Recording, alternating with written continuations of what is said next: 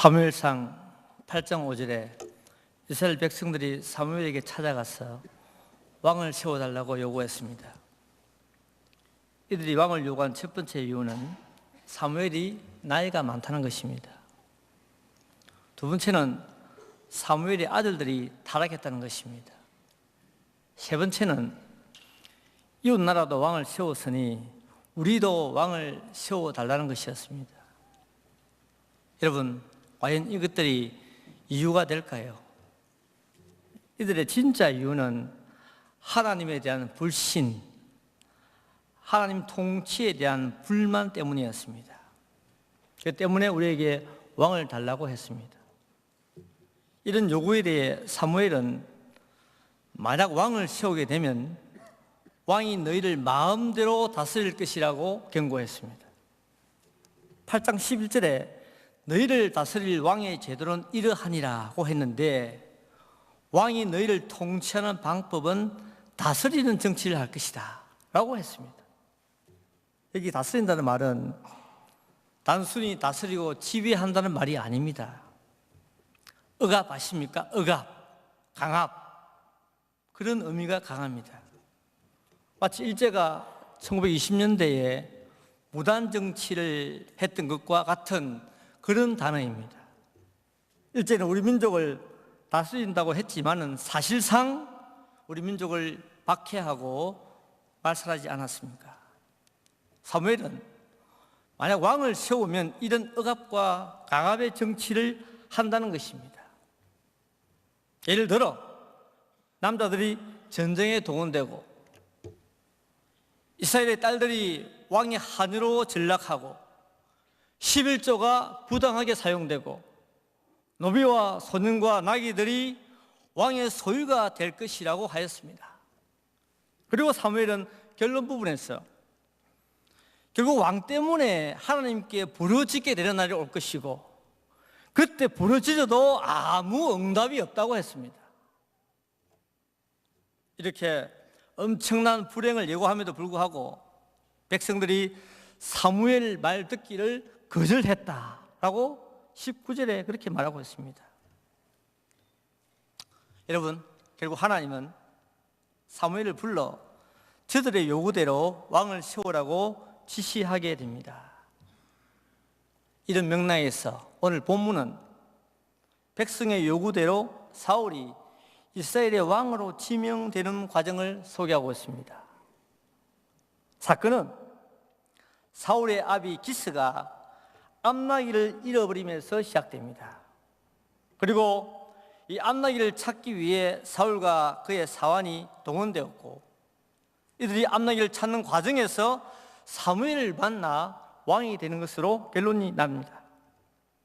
오늘 저는 암나기를 찾는 과정에서 사울의 종이었던 한 사환에 대해서 생각하려고 합니다.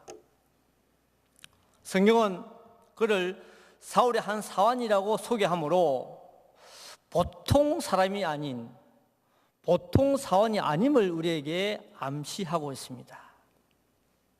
사울의 한 사환, 첫 번째, 그는 겸손과 인내의 사람이었습니다. 겸손과 인내의 사람이다. 우리 본문 3절을 한번 읽어보겠습니다. 다 같이 시작. 사울이 아버지 기스가 암나기들을 읽고 그의 아들 사울에게 이르되 너는 일어나 한 사환을 데리고 가서 암나기들을 찾으라 하며 아버지 기스는 사울에게 사환을 붙여 암나기들을 찾아오라고 했습니다. 여러분, 기스가 어떻게 해서 암나기들을 잃어버렸는지는 알 수 없습니다. 여기 암나기는 당시에 상당히 재산 가치가 있는 가축입니다. 지금도 이스라엘에서는 낙타 한 마리 가격이 약 1억 정도 나간다고 합니다. 낙타 한 마리 가격이 1억 정도라고 합니다. 제가 실제 물어봤습니다. 여러분, 여기 등장한 나귀도 아마 상당히 가격이 나갔을 것입니다. 고대 근동사에서 나귀는 귀한 짐승입니다. 귀족들이 나귀를 탔고 유명한 사사들도 나귀를 탔습니다. 예수님도 나귀를 타고 예루살렘 성에 들어오시지 않았습니까? 이처럼 나귀는 왕이나 지도자들이 타는 부의 상징이었습니다. 아버지 기스가 이런 부의 상징인 나귀를 잃어버리자 아들 사울에게 나귀를 찾아오라고 했던 것입니다. 본문 4절의 내용입니다. 첫 번째 찾아간 장소가 어디입니까? 에브라임 산지입니다. 이 에브라임 산지는요, 땅이 비옥해가지고 포도나 올리브나 무화과 등이 풍성한 지역이었습니다. 두 번째 찾아간 장소는 어디입니까? 살리사 땅입니다. 이곳은 비가 많이 와서 와디라고 하는 계곡이 있는 약간 위험한 지역입니다. 세 번째 찾아간 지역은 여우나 자칼 같은 짐승이 많이 나타나는 살림 땅입니다. 역시 위험한 지역이었습니다. 그리고 마지막으로 베냐민 지파들이 살았던 베냐민 사람의 땅으로 갔습니다. 사울과 그의 사원은 며칠 동안 이 네 지역을 두루 다니며 찾았습니다. 하지만 암나기들의 행방은 찾지 못했습니다. 그리고 오늘 본문 4절에 보니까 두루 다녀보았으나 찾지 못했다고 했습니다. 두루 다녀보았으나 찾지 못했다. 이 말을 무려 3번이나 반복 말하고 있습니다. 최선을 다했다는 것이죠. 학자들은 약 3일 정도 암나기들을 찾았다고 말하고 있습니다. 이제 3일 동안 암나기들 찾지 못하자 이들의 몸이 지쳤을 것이고 마음도 무거웠을 것입니다. 나귀를 찾아오라고 보낸 아버지를 원망했는지도 모릅니다. 그렇지만 오늘 본문에 사울이 아버지에게 불평했다는 말이 전혀 없습니다. 그리고 그와 함께 수행했던 사환도 그 어떤 불평이나 언짢은 감정 표출이 전혀 보이지 않습니다. 저는 이 부분에서 사울도 칭찬받을 만한 사람이지만은 그의 사환도 사울 못지않게 칭찬의 대상이라고 생각합니다. 사울은 아버지의 명령이라 어쩔 수 없이 암나기를 찾아야만 했습니다. 하지만 사환은 얼마든지 사울에게 불평할 수 있고 빨리 포기하고 집으로 돌아가자고 재촉할 수도 있습니다. 지금 상황이. 사실 따지고 보면은 암나기들이 자기 것도 아니죠. 자기 것이 아닙니다. 찾아봤자 자기에게는 이익이 없습니다. 제가 볼 때요, 사울의 아버지가 암나기들을 찾았다고 해서 보너스를 주거나 특별 수당을 챙겨줄 사람도 아닙니다. 사환이기에 종이기에 암나기를 찾는 것이 당연한 의무로 생각했을 것입니다. 여러분, 이런 면에서 오늘 사환은 겸손한 사람이고 인내할 줄 아는 사람이었습니다. 주인과 함께 묵묵히 암나기를 찾았고 그 과정에서 그 어떤 인간적인 허점도 보이지 않았습니다. 왜 따라갔을까? 사실 어떤 일을 하면은 일하는 사람보다 옆에 있는 사람이 더 피곤할 때가 있습니다. 일하는 사람은 일하는 재미가 있지 않습니까? 보통 우리 남자분들이 주말이 되면은 대형마트에 가지 않습니까?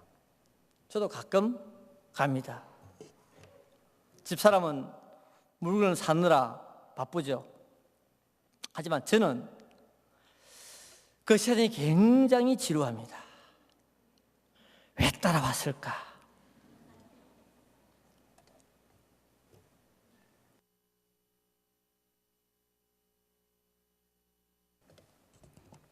후회도 합니다. 안 아픈 다리가 아픕니다. 몇 시간 운동을 해도 안 아픈 다리가 마트에 가면 다리가 아파요.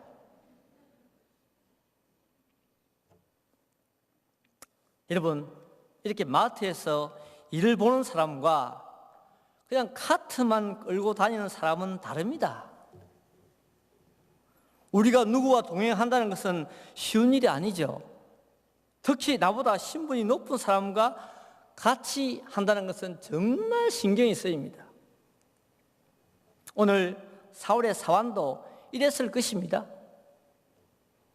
그럼에도 그는 불편한 마음을 밖으로 표출하지 않고 겸손하며 인내하고 있습니다.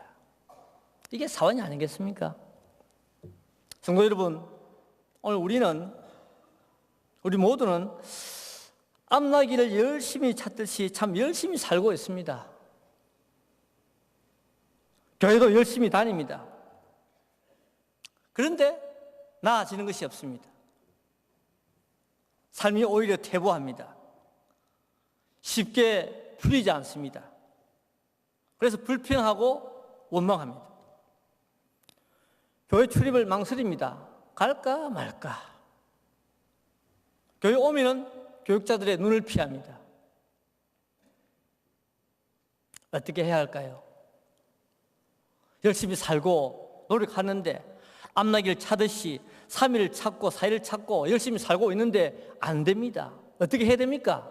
어떻게 해야 됩니까? 답은 간단합니다. 하나님의 때를 기다려야 합니다. 하나님의 때를 기다려야 합니다. 그러기 위해서는 겸손과 인내가 필요합니다. 이것이 오늘 사원을 통해 우리에게 주시는 교훈입니다. 하나님 앞에 겸손하고 인내하시는 성도님들이 되시길 축원합니다.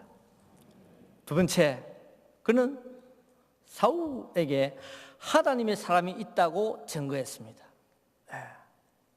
사울이 더 이상 앞나기들을 찾지 못하자 아버지가 걱정이 되었습니다. 그는 오늘 수업 땅에 이르자 앞나기 찾는 것을 포기하고 집으로 돌아가자고 사환에게 말했습니다. 5절에 사환에게 이르되 돌아가자. 내 부친이 앞나기 생각보다 우리를 위하여 걱정하실까 두려워하노라. 그랬습니다. 집으로 돌아가자. 어쩌면 너무나 당연한 말입니다. 인간적으로 3일 동안 찾을 만큼 찾아보았습니다. 자신이 가볼 수 있는 곳은 다 갔습니다. 한 곳도 아니고 여러 곳을 누비면서 앞나기들을 찾아다녔습니다. 그것도 성실하게 불평 없이 아버지 명령에 순종했습니다. 책임감을 가지고 끈질기게 앞나기를 찾았습니다. 그런 그가 이제 앞나기 찾는 것을 포기하고 집으로 돌아가자고 사환에게 말하고 있습니다. 이것은 참으로 중대한 발언입니다. 여러분, 만약 사울이 집으로 돌아간다면 사울은 이스라엘의 초대 왕이 되지 못합니다. 본문의 문맥상. 사실요, 하나님의 뜻은 사울이 앞나기를 찾는 과정에서 사무엘을 만나 왕이 되는 것이었습니다. 자연스럽게. 그렇게 만들어놨습니다. 프로그램을 하나님이 지금. 그런데 사울이 앞나기 찾는 것을 포기하고 집으로 가면 하나님의 계획이 실패로 끝이 나버립니다. 그런데 여러분, 이때 하나님은 사울의 사환의 입을 여십니다. 본문 6절을 함께 읽어보겠습니다. 시작. 그가 대답하여 보소서, 이 성읍에 하나님의 사람이 있는데 존경을 받는 사람이라. 그가 말한 것은 반드시 다 응하나니 그리로 갔사이다. 그가 혹 우리가 갈 길을 가르쳐 줄까 하나이다 하는지라. 아멘. 여기 하나님의 사람은 사무엘을 말합니다. 사환은 사무엘을 하나님의 사람이라고 소개했습니다. 그 사람은 존경을 받는 사람이다. 그 사람은 말한 것을 반드시 응한다. 아마 그 사람이, 그 하나님의 사람이 오늘 우리 갈 길을 가르쳐 줄지도 모른다. 줄 것이다. 라고 말하고 있습니다. 여러분, 이 사환이 누구인지 어디 출신인지, 어떤 믿음의 소유자인지, 어떻게 사무엘을 알고 있는지 알 수가 없습니다. 그러나 적어도 사무엘을 하나님의 사람으로 알고 있는 것으로 보아 보통 사람이 아닌 것 같습니다. 여러 측면에서 볼 때 이 사울은 신앙적이고 영적인 사람임에는 분명합니다. 비록 그가 사울 집안의 종이었지만은 사울이 모르는 하나님의 사람에 대해서 알고 있었습니다. 그는 집으로 돌아가자고 하는 사울에게 이 성읍에 하나님의 사람이 있습니다. 이 성읍에 하나님의 사람이 있습니다. 라고 말함으로 분위기를 완전히 바꿔놓았습니다. 그리고 이런 사울의 말에 사울은 순간적으로 압도당한 것 같습니다. 특히요, 하나님의 사람이 자신의 길을 인도해 준다는 말에 사울은 더욱 매력을 느낀지도 모릅니다. 사울의 당면과제가 무엇입니까? 나귀들을 찾는 것이었습니다. 나귀를 찾을 수 있다는 말에 사울은 한마디도 하지 못하고 있습니다. 게다가 그런 말을 한 자신의 종을 건방지다고 말하지 않았습니다. 미워하거나 구박하지도 않았습니다. 사환의 말에 경청하고 순종하였습니다. 여러분, 주인이 종의 말을 들었습니다. 문둥병자 나만이 어린 계집종의 말을 듣고 병을 고치지 않았습니까?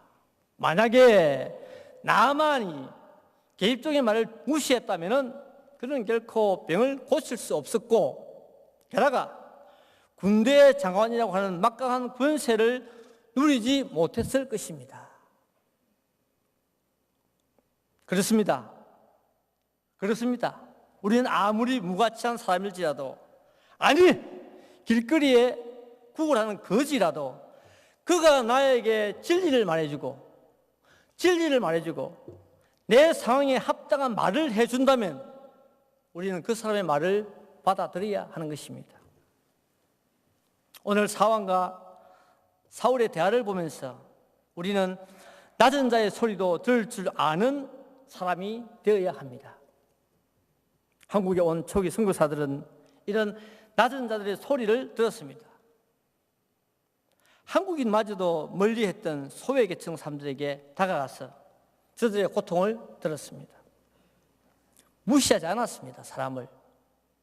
오히려 한국 사람들보다 더 사랑했습니다. 그것이 초대교회가 발전할 수 있었던 요인이 되었습니다. 여러분, 오늘 우리 사회는 어떻습니까? 너무 조직화되고 너무 계급화되어 아래 사람들의 말을 듣지 않는 시대가 되었습니다. 아래 사람들이 무슨 제안을 하고 싶어 해도 제안을 하지 못하는 그런 시대입니다. 뭐 한마디 하면은 자신들에게 대항하는 안티로 생각합니다. 아래 사람들의 말을 부정하고 듣지 않으려고 합니다. 분명 아래 사람들에게도 좋은 아이디어가 있고 발전적인 생각이 있습니다. 그런데 자신의 부활한 이유 때문에, 자신의 체면이 손상된다는 이유 때문에 무시해버립니다. 그리고 어떤 경우에는 갑질 행세를 합니다. 요즘 부쩍 심하게 나타나고 있는 현상입니다. 나는 갑이고 너는 을이다 그겁니다. 갑이 어디 있고 을이 어디 있습니까? 다 죄인들이지. 저와 여러분은 어떻습니까? 여러분 진실로 부하 직원이나 하급자의 진실한 조언을 받아들이십니까? 혹시 자기보다 비우지 못했고 아무것도 가진 것이 없다고 무시한 적이 있습니까? 또 상대가 여자라서, 아이라서, 장애인이라서 모른 척한 적이 있습니까? 여러분, 고대 스파르타는 스파르타 시민만 시민으로 인정을 했고 밑에 계급인 페리오이코이나 헬롯은 시민으로 인정하지 않았습니다. 그리고 서로가 믿지 못해 주거 지역을 구분해서 살았습니다. 제일 좋은 중앙지역에 시민이 살았고 주변에 페리오이코이나 헬롯들이 살았습니다. 여러분, 이런 시스템은 결국 스파르타를 퇴보하게 한 요인이 되고 말았습니다. 반면에 아테네는요, 재산이 많고 적음에 따라서 1계급부터 4계급으로 나누었습니다. 재산이 많고 적음에 따라 출신이나 학벌이나 계급에 관계없이 재산이 많고 적음에 따라서 나누었습니다. 그리고 이들 모두에게 시민권과 자유를 허용했습니다. 아테네가 500개가 넘는 폴리스 가운데 제일 먼저 민주주의의 꽃을 피울 수 있었던 것은 이런 평등 사상과 신분 차별을 없앴기 때문입니다. 우리나라의 세종대왕도 그랬습니다. 여자 노비에게 130일의 출산 휴가를 줬습니다. 30일은 출산 전에 주었고 100일은 출산 후에 줬습니다. 나중에는 남자 노비에게도 출산 휴가를 주었습니다. 아시죠? 다. 당시로서는 혁명적인 일이었습니다. 그래서 세종대왕은 예민정치의 아이콘이요, 조선의 27대 7명의 왕 가운데 가장 훌륭한 왕으로 평가를 받고 있습니다. 우리는 신분이나 직위, 나이나 성별, 학벌에 관계없이 사람들의 말에 귀를 기울이는 자세를 좀 가졌으면 좋겠습니다. 그런 태도가 우리를 성공 인생으로 안내한다고 저는 봅니다. 사울이 자신의 생각과 뜻을 버리고 사울의 말을 들을 때 평범한 사람에서 이스라엘의 초대왕이 되는 것처럼 말입니다. 성도 여러분, 오늘 사울은 자신의 주인에게 이 성읍에 하나님의 사람이 있습니다. 그가 우리 갈 길을 가르쳐 주실 것입니다 라고 했습니다. 이 소리가 사울에게 얼마나 힘이 되었겠습니까? 답답하고 꽉 막혀있던 사울에게 얼마나 희망적인 말이 되었겠습니까? 그렇습니다.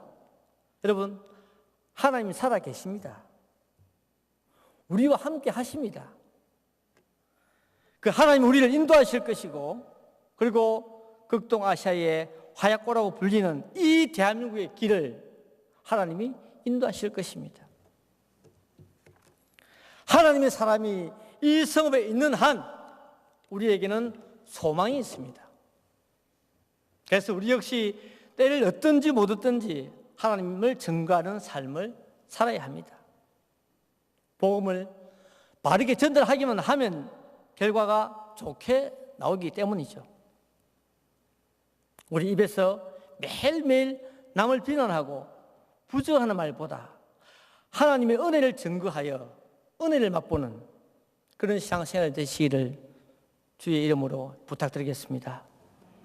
마지막 세 번째, 그는 전인적인 헌신으로 인정을 받았습니다. 본문에서 사원이 할 수 있는 일은 극히 제한되어 있습니다. 우선 그는 신분상으로 종입니다. 아무 권리나 힘이 없습니다. 그래서 사울에게 소속된 일개의 노예요 종에 불과합니다. 오늘 본문에 얼핏 보면은 사환이 주인공처럼 보일지 모르지만 주인공은 사울입니다. 하나님은 사울을 왕으로 세우기 위해 그의 사환을 수단으로 사용하고 있습니다. 이제 사환이 이 성읍에 하나님의 사람이 있다고 하자 사울은 이렇게 물어봅니다. 그러면 우리가 실제로 그 사람을 만날 때 무엇을 가지고 가야 되지 않겠느냐? 보아하니 우리 주머니에 먹을 것이 다 떨어졌고 하나님의 사람에게 드릴 예물도 없다. 너 뭐 가진 거 있느냐? 이렇게 묻습니다. 당시 관례는요, 일반 백성들이 선견자에게 갈 때는 반드시 예물을 가지고 갔습니다. 이것은 일종의 상담 비용이었습니다. 사울은 이런 관례를 따라 예물을 가지고 가자고 제의했습니다. 그런데 여러분, 본문에서 말한 대로 사울은 하나님의 사람에게 드릴 예물이 없다고 지금 보고하고 있습니다. 예물이 없습니다. 여기까지만 생각하면 오늘 사울은 하나님의 사람을 만날 수 없습니다. 왜요? 예물이 없으니까. 하나님의 사람이 성읍에 살고 있는 것은 확실한데 그에게 드릴 예물이 없는 것입니다. 지금 소위 2% 부족한 상태가 되었습니다. 1단계는 성공했는데 2단계에서 사고가 난 것입니다. 제가 이럴 때요, 사극의 한 장면이 생각이 납니다. 전하, 여기까지가 우리의 한계인 것 같습니다. 통촉하여 주시옵소서. 그래 포기하죠. 여러분, 그런데 이때 사환은 아닙니다. 드릴 예물은 없습니다. 그런데 보십시오. 내 손에 은 한 세겔 4분의 1이 있습니다. 라고 이야기합니다. 이 부분을 조금 더 쉽게 해석하면 이렇습니다. 보십시오. 내가 내 짐들을 사사시 뒤져서 은 한 세겔의 4분의 1을 찾았습니다. 이렇게 보시면 되겠습니다. 절망에서 희망으로 바뀌는 순간입니다. 여러분, 이처럼 사환은 사울을 향해 적극적인 충성의 자세를 취하고 있습니다. 여기 은 한 세겔의 4분의 1은 성인 남자의 하루치 일당입니다. 이것이 무슨 돈인지 정확히 알 수가 없습니다. 자신들이 3일 동안 쓰고 남은 여행 경비일 수도 있고 아니면 사환이 가지고 있던 개인 돈일 수도 있습니다. 아무튼 사환은 지금 선견자에게 이것을 드리기로 작정하고 사울에게 주었습니다. 그래서 사울에게 안 줄 수도 있습니다. 마음이 고약한 사환이라면, 돈을 밝히는 사환이라면 자기 주머니로 들어갈 수 있습니다. 하지만 그는 이미 마음으로 충성했기 때문에 물질까지도 드렸던 것입니다. 이런 차원에서 사환은 전인적인 헌신의 사람이다. 전인적인 충성의 사람이다. 이미 살펴보았듯이 겸손과 인내로 사울을 섬겼습니다. 3일이라는 시간을 투자했습니다. 그리고 지금 은 한 세겔의 4분의 1의 물질도 드렸습니다.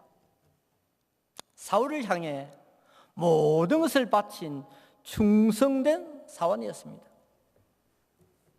저는 사울의 사환이 이런 값을 했다고 생각합니다. 사환으로서 할 일을 100% 했다고 생각합니다.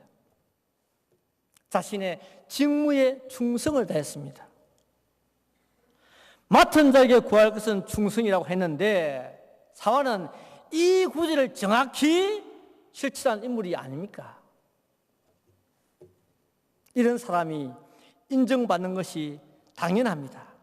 10절을 다 함께 읽어보겠습니다. 10절 시작. 사울이 그의 사환에게 이르되 내 말이 옳다 가자 하고 그들이 하나님의 사람이 있는 성읍으로 가니라. 아래 사람이 위 사람에게 인정받기란 쉽지 않습니다. 특히 고대 근동 문화에서는 더욱 그러합니다.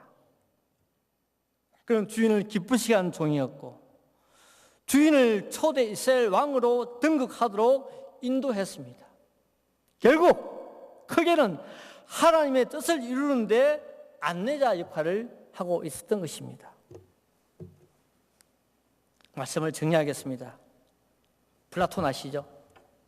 그의 제 국가론에서 이렇게 이야기했습니다. 국가를 처음 세울 때 기본 원칙이 하나 있다고 했습니다. 국가를 처음 세울 때 기본 원칙이 하나 있다. 무엇입니까? 그것은 백성들이 각자가 맡은 바 소임을 다하는 것이다. 백성들이 각자가 맡은 바 소임을 다하는 것이다. 그것을 다른 말로 정의라고 표현했습니다. 정의, justice, 정의라고 했습니다. 여러분, 맞습니다. 각자가 맡은 일에 최선을 다하는 것, 그것이 정의입니다. 그래야 나라가 됩니다. 교회도 마찬가지 아니겠습니까? 교회도 마찬가지 아니겠습니까? 모든 직분자들이 각자 맡은 소임을 다하면 되는 것입니다. 남의 일 보지 말고 자기 일만 잘하면 되는 것입니다. 그렇게 하면은 지금보다 더 든든한 교회가 될 것이고 우리가 목표하는 비전들도 앞당겨 이룰 수 있다고 생각됩니다. 성도 여러분, 그리고 신방장 여러분, 올해도 이제 얼마 남지 않았습니다. 어떻게 마무리를 하시렵니까? 끝까지 겸손과 인내로 하나님만 바라보시기 바랍니다. 이웃에게 이곳에 하나님의 사람이 있다고 증거해 주시기 바랍니다. 아직까지 전도 못했습니까? 입이 안 열리십니까? 이곳에 하나님의 사람이 있습니다. 이 말 못하면 안 되죠. 이 말 했으니까 오늘 사울이 왕이 되는 거 아닙니까? 끝까지 충성하셔서 칭찬받는 성도님들이 되시기를 주의 이름으로 축원합니다.